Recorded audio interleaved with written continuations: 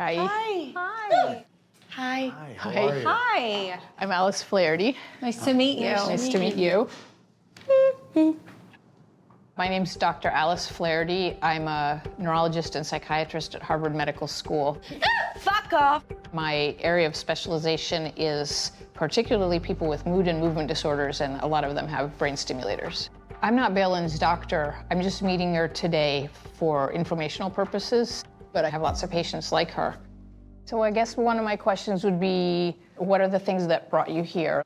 Well, I think we all see that with some of her Tourette friends that have had DBS. It has had a big impact on their lives. We don't really know if Baylin qualifies or if it would even have a big impact on her life because she's a little bit of an atypical case. The later onset, like the whole gamut of comorbidities, like anxiety, ADHD, OCD. Bitch. Is she gonna live a fruitful life being the way that she is? Or is there a measure that we could look into? Maybe not now, but if her future necessitates it, so. Yeah. Joe Biden is buried in my backyard after snorting cocaine off of a zebra during the Revolutionary War of 1812. Then he listed in the Great Depression in the 1920s. We did it, Joe. When I compare Baylin to Tourette's patients I've seen in the past year, her tics are much more frequent, continuous, and much more complex than most people who have just simple tics, like, wrinkling their nose or tilting their head. Because all of that encompasses what she's dealing with, it's been very hard to find somebody that we can relate to, that we want to At least a stick with for neurologist care. and a psychologist, like that, because And a you psychiatrist. need both. Yeah. Especially for the three. comorbidities. My comorbidities are a lot worse. Yeah, most people with Tourette's do find that, like, it's the other stuff that's worse, whether it's, the ADHD and OCD, or if it's the depression of dealing with all this is like awful, I'm sure. To me, someone like Baylin is an especially interesting patient because she has this complicated overlap of neurological and psychiatric conditions, which, like, the brain doesn't make that distinction, it doesn't care. But people with both tend to really fall between two stools because the neurologists are like, I don't want to deal with that. And the psychiatrists are like, oh, that's neurology, that's too scary too. So it's like this huge no man's land. But I feel like maybe I could help her. So I guess start, like, what are the things you would like to know about deep brain stimulation? Everything. Top to bottom. Yep.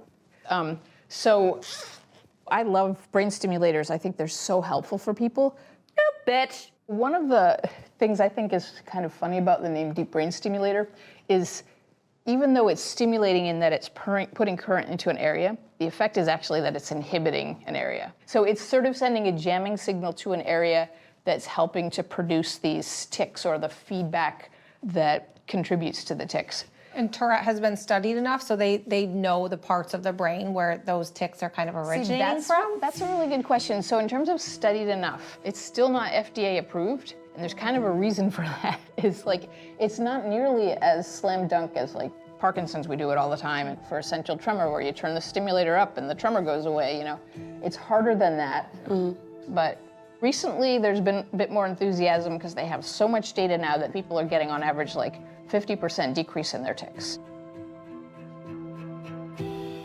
I know the procedure is really invasive in a lot of ways, but how astounding is it that Baylin's tics could get cut 50%? That's life-changing.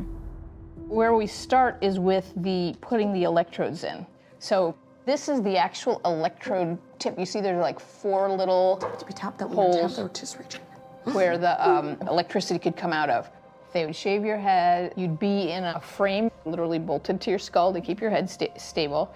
And then they make an incision, they pull the skin back, they drill a hole, and then they stick it down in your brain. Then that's like the first part of the surgery, and then they leave you, they like sew it up. They'd go back in a second surgery. They put this in and tunnel it down, and then this gets implanted where you would put a pacemaker battery, except they usually do it on the right. So that is, Bitch. with Tourette's, it's a little bit Run it up. with bipolar. And I wonder if it's worth Oh, hell no. Hell no. Hell no, bitch. Oh, fuck off. With Tourette's, it's a little bit. Run it up. That's my dog's bark, FYI. Oh, you have a like, super little dog with the high bark. Spot on. Would you surmise, based on what you know about Bailyn at this point, that she is a good candidate for DBS? Penis. So what I would say is DBS could help maybe the head jerking tics. I wouldn't rule it out completely, but it's a last resort. Right now, I wouldn't recommend it.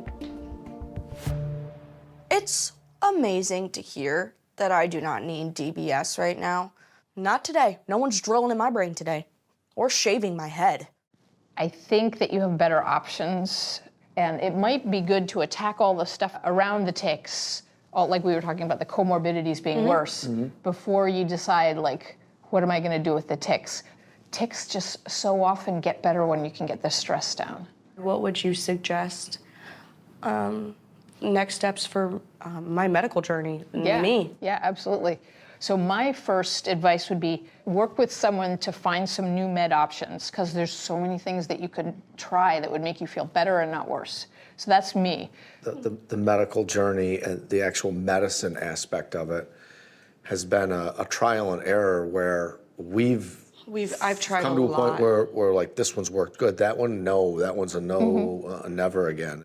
I would literally be like, I hate this. I hate the way it makes me feel, and I wouldn't tell anyone. Now that you're older, you can sort of take charge more. So are you good with that? Maybe some different medicines? Oh my God, yeah, I'm great with that. Well, we can reach out and schedule an appointment and if that's possible, to speak with you again. I hate to say how much I enjoy my job, but I would love that. I would love to come back. I would love to see you again. I do believe I got all of the answers that I came here for today. Dr. Flaherty recommended changing my medication, and that's fine. I love to explore that. Let's change my pills today. I mean, I feel like we've met with a lot of medical professionals over the last 5 years. You know, sometimes I feel like we're just One just person's honing in on the interested in the tics. tics, and one person's interested in the anxiety, and one person's Or interested. either that, or it's that can't be a tick. Yeah, I mean, I'm gonna be a little bit like, I don't care what you call it, let's just make it go away. I'm so relieved because I Very came relieved. into this consult thinking she's clearly a candidate. The doctor seems to think that there are better options and routes for Bailyn, and that is The like this least restrictive. huge sigh of relief. Yeah, like you can almost exhale like, Yeah. That's why I love treating Tourette's. People can get so much better. perfect.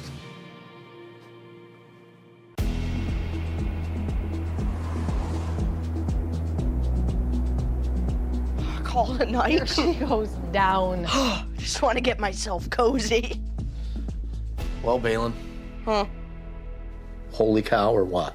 She's one of the smartest people I know. I mean, how do you even leave there without any new information? Well, she was willing to tell you everything. She gave us a whole visual. I now know what the rods look like that go inside. She thinks that stuff's fun. She is so insanely smart. It's like, I'm telling you right now, she definitely knows how to set a fire.